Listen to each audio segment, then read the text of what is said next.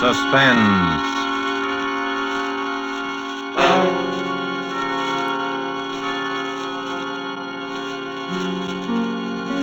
This is the Man in Black, here again to introduce Columbia's program, Suspense. Tonight, our stars from Hollywood are Miss Virginia Bruce and Mr. John Loder.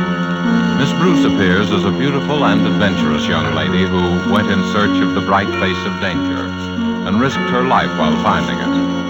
Mr. Loder's role is that of the smooth and charming gentleman who granted her employment in a perilous enterprise. The story called The Cross-Eyed Bear by Dorothy B. Hughes is tonight's tale of Suspense. If you've been with us before, you will know that suspense is compounded of mystery and suspicion and dangerous adventure.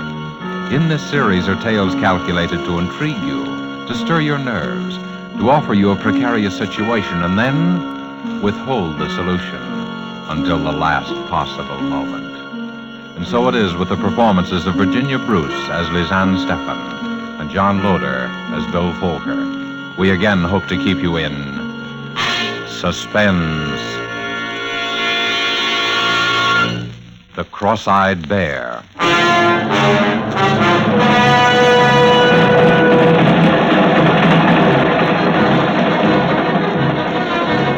A subway train, Midtown New York. A tall blonde girl reading an item in her newspaper.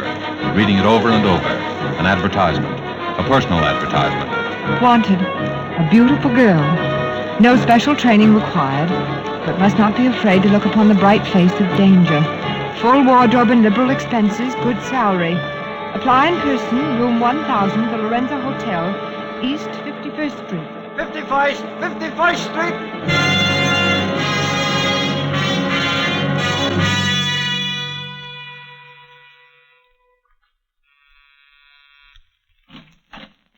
How do you do? I came to answer an ad. Oh. Is this the place? Yes, this is the place, I should think. Well, am I the only one? Not quite, but just now you're the only one. I see. I thought... Listen, Miss, whatever your name is. Lisanne Stephenson. Take my advice, Lisanne, before it's too... Lydia, about that... Oh, someone to see me? This young lady came in answer to the ad, Mr. Folker. Miss Lisanne Stephenson. I see. Well, won't you come in, Miss Stephenson? Thank you. In here, please, my office. Please sit down, won't you? Thank you. Not bad. Oh, excuse me, Miss Stephenson. This is my associate, Mr. Hugh King. A bodyguard. She might as well know these little things, Bill. Hugh's not really rude, Miss Stephenson. It's just a mannerism. Well, Bill did advertise for a beautiful girl. I've always considered myself sort of an authority on that subject. I see. Perhaps, Mr. Folker, you'd be good enough to explain why... Perhaps I might tell you something about the job, eh? Well... Why did you apply for this position, Miss Stephenson? I needed the work. And you're quite sure you're not afraid of danger? As a matter of fact, I suppose I am, but I told you I need the work. Well, that makes two of us. Miss Stephenson, have you ever heard of the Cross-Eyed Bear? Yes. Where? Why, in the papers. Wasn't that what they called Knut Villiers, the Swedish nickel king? Did you know he was dead? Yes, that's how I happened to hear about him, when they had it all in the papers about a year ago. And did you know he had 3 sons? No, I didn't read much beyond the headlines. He did. One of them's dead. His name was Dean, the youngest. The oldest, Stefan, is still in Sweden. The third, Lance Villiers, is where your job comes in. I see. Which she obviously doesn't. I want you to meet Lance Villiers, to get acquainted with him, win his confidence. Do you understand? I think so. We know where he is, who he is, but he won't admit it. He pretends he's a piano player named Lance Vort at Jim and Jack's nightclub. We're pretty sure that Lance Vort is actually Lars Villiers, the second son of the Cross-Eyed Bear. Am I supposed to know why you want this done? You might as well tell her, Bill. She's in for it now, anyway. In for it? Oh, you means it seems you're hired. You are. Oh, thank you. You accept? Yes, I accept. Well, then, the background, Miss Stephenson, is this. When the Cross-Eyed Bear, that is, old Knut Villiers, died, he left a will. The will was consciously designed to bring about the murder of at least 2 people. Murder? Yes. He left his estate, which included several important mines, divided equally among his 3 sons. He left a check for $3 million. one check torn in 3 pieces, 1 piece for each of his sons, and all 3 pieces must be presented together before the check is valid. A check torn in 3 pieces? Oh, sure, it's an old gag, but it's effective if you want a house divided. You see, the old bear knew that one son would eventually kill the others for their shares, and he knew which one. Stefan. The one in Sweden? Yes. But why do such a thing if he knew? Survival of the fittest, chum. The fittest to run his empire. The old boy is what is known as a rugged individualist. And because he hated all of his sons and wanted them to hate each other, they weren't even brought up together. Why, they've never even seen each other. But it seems so... Can't someone bring them together? Isn't there some way? Sure. Stefan's way. First he killed Dean, and then... Of course, there's no proof. It happened somewhere up in Vermont. I thought you said Stefan was in Sweden. We think he is, but there are ways of doing these things. No, he's on the trail of Lance, the second brother. And that's where you come in. We want to get to him before Stefan does. But if you think you know where he is and who he is, why don't one of you talk to him? Because he's scared. He doesn't trust anyone. He won't talk to anyone. Now, maybe he'll trust you. But, Mr. King, may I ask just why Sweden, you see, is neutral, and so they're scared to do anything about it officially. Now, Bill here is like one of those spies in the movies. If he gets caught, his own government is the one to throw the first stone. Besides that, my government is afraid that if Stefan gets control of the mines, he'll turn them over completely to the Germans. Yeah, Stefan's pro-Nazi among his other virtues.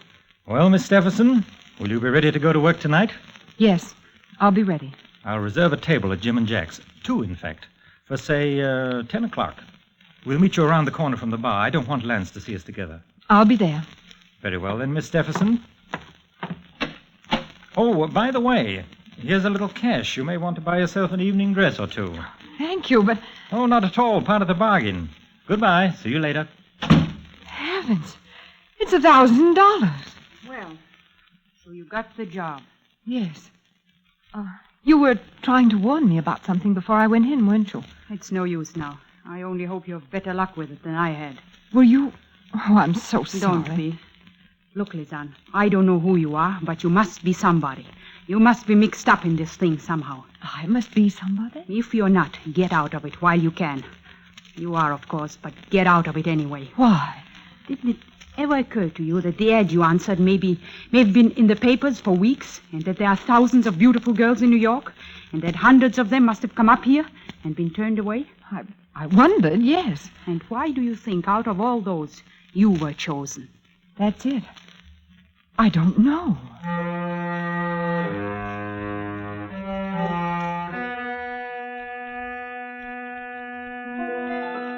Diary, October 12th.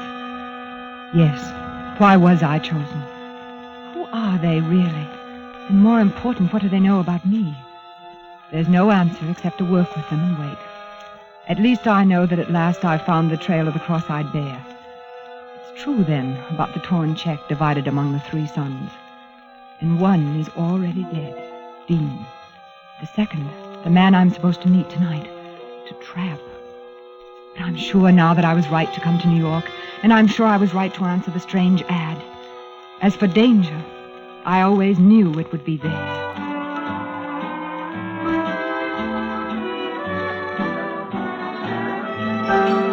You're sure Lance hasn't come in yet, Miss Stephenson? Positive. I've asked the head waiter twice. I don't think it'd be wise to ask again. Perhaps not. Does he do this often? Stay away like this? No, that's the funny part. They say he's been at that piano every night for a year. This is the first Look, time... Lisanne. Do you mind if I call you Lisanne? No. Well, you didn't by any chance tip our friend off that people were looking for him, did you? Why should I when I'm working for you? Oh, I'm sorry.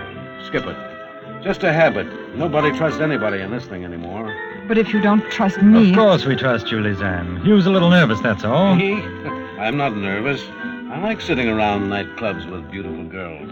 You do look very charming tonight, Lisanne. It would be hard not to on $1,000. Hey, don't look around now, but our boy's just come in. Did he see us? No, I just happened to be looking around the corner and saw his back. He's heading for the orchestra. All right, Lisanne, here you go. Don't be nervous. Just talk with him, chat along, you know. Yeah, what should I not say? Be as frank as you like. There's nothing to conceal. All right. Oh, waiter. See you later. Waiter, I have a table reserved for tonight. My escort will be along shortly. Yes, madame. What is the name, please? Stephenson. It's table number 24, I think, over by the orchestra. Oh, well, this way, please, madame. Ah.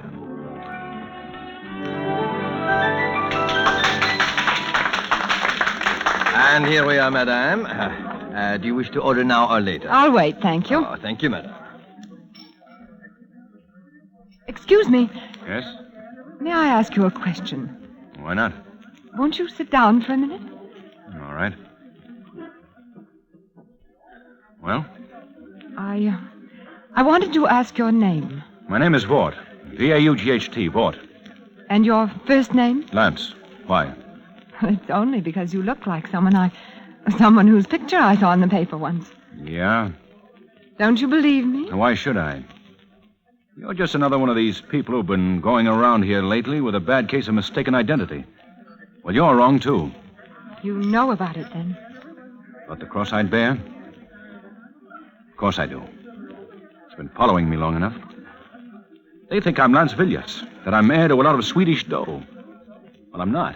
You still look like the picture I saw in the paper. Who are you working for, Stephen? No, that's just it. Don't you see? Your life's in danger. Not as long as I keep my face shut, it isn't. Look, you must trust me. I can help you. I don't need any help. Are you sure you don't? Say, who are you working for? I noticed you ducked that one. No, I didn't. I don't have to lie. Well, who is it? His name is Bill Folker. I never heard of him. He's working for the Swedish government. He wants to help you, too. A lot of people seem to want to help me. Won't you talk to him? I might. Tonight, they're here at another table. They? Bill and his bodyguard, Hugh King. Oh, since when do representatives of neutral governments need bodyguards? Apparently when they become involved with the cross-eyed bear. Please come. All right. For a couple of minutes. I'll admit I'm rather curious. Over here. Oh, I didn't tell you my name, did I? It's Lizanne. Lizanne Stephenson. Ah, nice. Here we are. Mr. Folker, Mr. King, this is Mr. Lance Vaught. Oh, how do you do, sir? Mr. Watt. Won't you sit down, Mr. Vaught, please? Thanks. Uh-huh. I thought perhaps I'd recognize you. Oh, yes, I've been in here several times. Pleasure or business? A little of both. Look, Mr. Vaught, I'll speak frankly with you. You can save it. Your Miss Stephenson has told me all about it. My name is Vaught. You're barking up the wrong tree. Got a birth certificate? Why should I show it to you? It might, Uh-oh. Here comes something. Well, hello, Hugh. Hi, Toby. Oh, don't let me disturb you. But you better make some introductions, Hugh. Well, this is Inspector Tobin of the Homicide Squad. Miss Stephenson, Mr. Vaught. How do you do? Mr. Falker. How do you do? What's up, Toby? Oh, I just thought I'd like to ask a few questions. Well, I'm sure you don't want me. I've got to get back. You better stick around, son. Oh.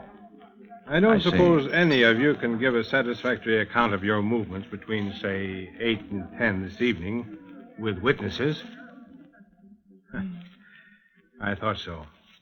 How about you, Miss Stephenson? You're a new one. I thought you might at least. Well, it took me quite a long time to dress. It looks as though it might have. Well, it's better to have too many suspects than none, I guess. Come on, Toby. Give. There's been a murder. A murder? That's right. A certain Lydia Vinton. Your secretary, Mr. Booker. Oh. Lydia? Surprised? Why, of course. Where do I come in on this? Well, now, Mr. Vaught, the New York police know a lot more about what's going on in the world than you think. All sorts of things. Like the cross-eyed bear, for instance. I've got nothing to do with the cross-eyed bear. Maybe you have, maybe you haven't. But there are a lot of people who think you have, including me. But Lydia, poor Lydia, she was only my secretary. She had nothing to do with it. Had nothing to do with the cross-eyed bear?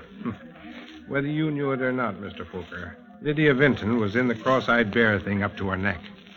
She knew the Villiers setup. She knew the Villiers family. In fact, she was one of the heirs to the Villiers fortune. Lydia was? Lydia, Mr. Fooker, was the wife of Stephen Villiers. And that's why she was killed.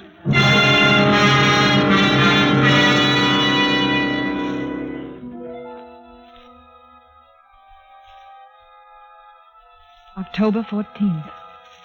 Lydia. Poor Lydia, who tried to warn me. And no wonder. Lydia was an heir to the Cross-Eyed Bear's estate. And she is dead. Dean was the youngest son and heir, and he is dead. And the next, Lance. Of course he is Lance Villiers. His disappearing is as good as signing a confession that he is Lance Villiers. He disappeared not because he was a murderer of Lydia or anyone else, but he is afraid of being murdered because he is the second son of the Cross-Eyed Bear. And that means I've got to find him before they do.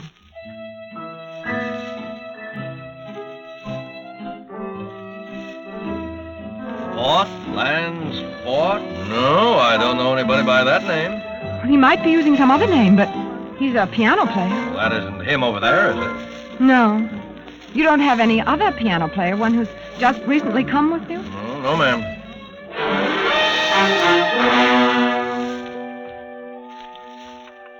Sure, he belonged to the Musicians' Union. They all do, but he hasn't worked for over a week, and, well, if he didn't leave any forwarding address at his hotel, I'm sorry. Some of these piano players are funny guys. Oh, yes. Yes, I know who you mean, all right. I used to go by this corner every evening. Oh, but that fella's wanted. You don't think you're going to find him before us cops do you? No, ma'am, I'm sorry. Nobody answering that description ever registered here.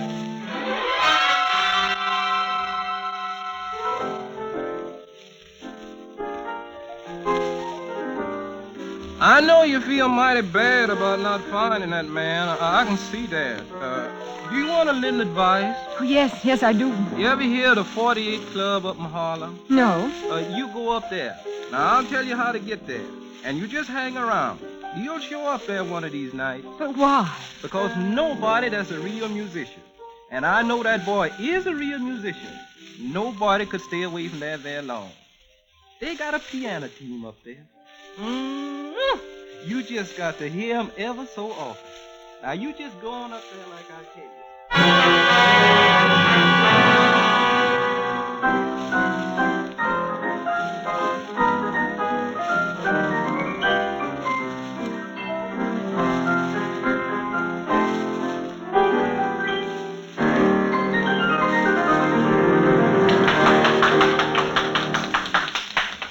Are you sure? I think I know who you mean. I've been keeping my eye out ever since you told me. I see. Well, thank you. The man you want wouldn't have a beard, would he? Beard? I don't know. There's the gentleman right over there.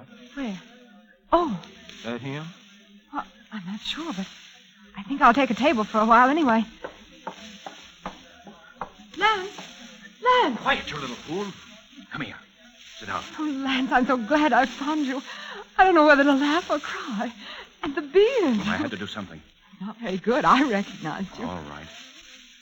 What are you here for? Put the finger on me? Oh, Lance. No, that isn't true. Why not? Because you trust me, don't you? Well, yes, for some reason.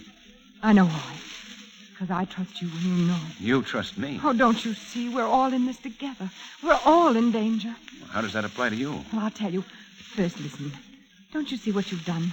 By running away, you've all but made an open confession that you are Lance Villiers. The police may think you ran away because you killed Lydia. But whoever did kill her knows why you ran away. Don't you see? Yeah, I know. I thought of that after a couple of days, but it was too late then. You are Lance Villiers, aren't you? Why should I tell you? Because we can help each other. Because if we don't, we're both helpless. How do I know you're not with them? I'm not with anybody. I'm trying to find out just as much as you are. Look, sister, I don't know if you are or not, but I'm gambling with my life. Listen, if you're Lance Villiers, you have a torn piece of a check made out by your father, Canute Villiers, the Cross-Eyed Bear, for 1/3 of his estate. There are 2 others exactly alike. And all 3 must be presented together before any are valid. If I show you another of those pieces of that check, then will you believe me? Yes. I will. But first, we've got to find a place for you to hide. Where did you get part of that check? Never mind that now. Where have you been staying? Oh, here and there. One broken-down hotel after another. I know. My place. It's got 2 rooms, and you can have one of them. Isn't that risky? No, don't you see? It's like the story of the man who left the valuable letter in plain sight on his desk. The simplest place to find you is the last place they'll look. Come on.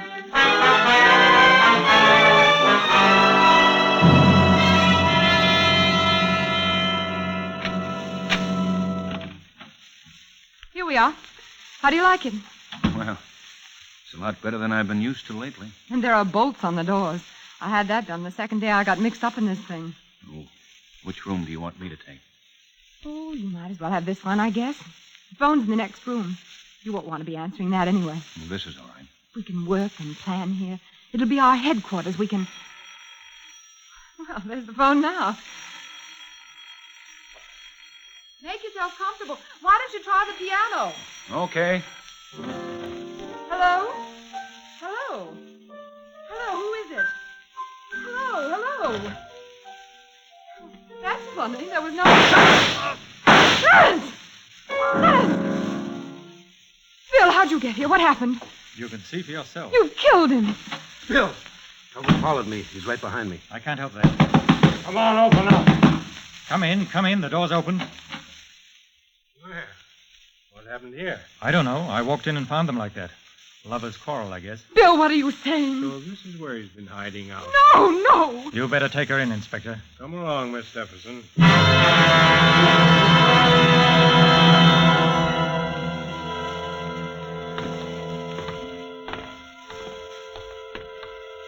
Here we are, miss. Don't fret now. It's no use. Try to get a good night's sleep. Can I call a lawyer? Sure you can. You want me to get in touch with someone for you? Who do you want me to call? I don't know. I don't know who to call her or who to trust.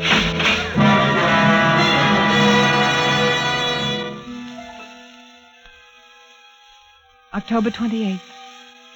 At least they will let me write. But what? I've been such a fool. They are Stefan's agents, Bill Fokker and Hugh King, and I walked into the trap. They must have followed me, seen me locate Lance, perhaps even heard what we said. Now Lance is dead.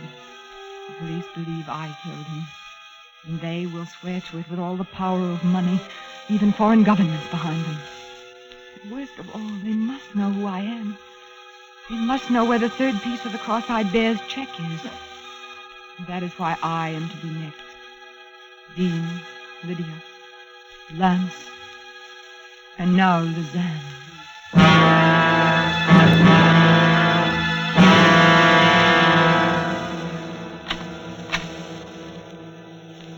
Here she is, Mr. Fokker. Bill! Lizanne, I'm so sorry. I couldn't come to you sooner. It was a matter of your life and mine, too. Your life? Didn't you see through it? Oh, you poor child, I've been so blind. But it's all right now. We're safe. Are we? Come along and I'll tell you about it on the way. Everything's in order, isn't it, Matron? Certainly, Mr. Fokker. You didn't really think I'd done such a thing to you, did you? Didn't you see him standing there? Who? King, Hugh King. Don't you see it now? Is he? Of course. He's been Stefan's man all the time. Watching me, protecting me, waiting for me, for us to lead him to the answer and then striking. This way, please, and then you can get out right through the courtyard. Thank you. You see now why I had to do it? I didn't actually see him kill Lance. I got there a second later. If I'd accused him, he'd have denied it. They wouldn't have arrested him for a few hours at least. And in those few hours, with the power of Stefan behind him, it would have been you and I next, Lizanne. But why did you let me be sent to jail? To make him think I believed him. But chiefly because I knew you'd be safe here. And only if I knew you were safe could I do what I had to do. What? You won't trouble us again, Lizanne. It's finished, at last. I can still hardly believe that Hugh King... Oh, it's been so horrible. I know, my poor child. Come along, I'm going to take you home. Taxi! Lizanne, you should have told me who you were.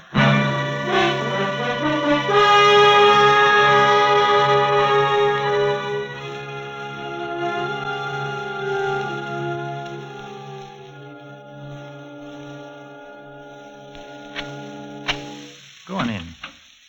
Just relax for a while. Like a drink? No, thanks. You don't mind if I do? Of course not.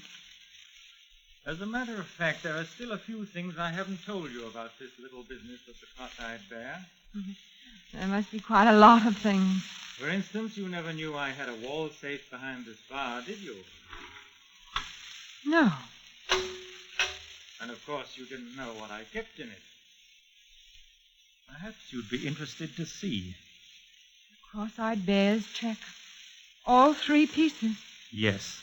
Lance's, who had his part in his pocket, the fool. Yours and my own. You? You know, I rather marvel that my poor brother Dean managed to marry such a naive girl. You've believed in me all the way, haven't you, Lisanne? Even this afternoon. When did you know? Really, my dear, you don't think you were that beautiful, do you? I knew my younger brother had a wife somewhere, and I knew she'd turn up eventually if I used the right bait. The ad. The ad. But you weren't quite as innocent about that ad as you pretended, were you? The beautiful girl went looking for danger. You were trying to find the man who killed Dean, weren't you? Yes. Didn't you realize that he'd only married you for protection, so there'd be one more heir to the Villiers' fortune, so they couldn't all be killed, or so he thought? Yes, I realized that after I'd married him. Lisanne, I have a private plane waiting for me, and I have the check. By the way, I got your part out of your safe deposit vault, copies of your keys. Oh. So there's no use prolonging the agony. You understand? You're going to kill me. I'm afraid I must. Dean, Lance, my poor, silly wife, Lydia, who became a little too panic-stricken. And now, since as Dean's wife, you're the last heir to the Villiers' fortune, You can't! You'll never get away with it! I will. Oh, it'll look like suicide, naturally. I've even forged a little note in which you confess to the other murders. Remorse. Do I make myself clear? No! My poor child, you mustn't think you can deceive me by that ancient trick of staring over my shoulder at a non-existent intruder. Drop it, Bill. You! I said drop it. Are you all right? Sure, I'm all right. It was a close one for you, though, baby. I told Tobin to keep you there till I got back. I'll call a doctor. Oh, that can wait. But this can't. Oh, you.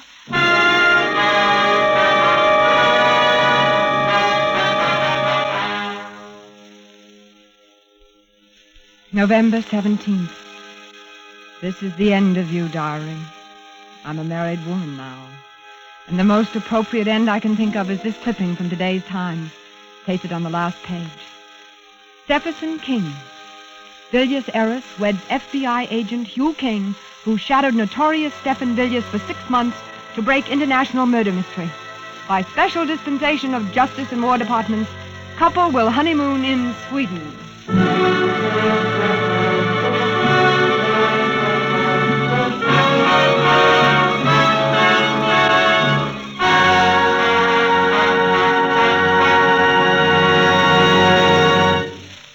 And so closes The Cross-Eyed Bear, starring Virginia Bruce and John Loder.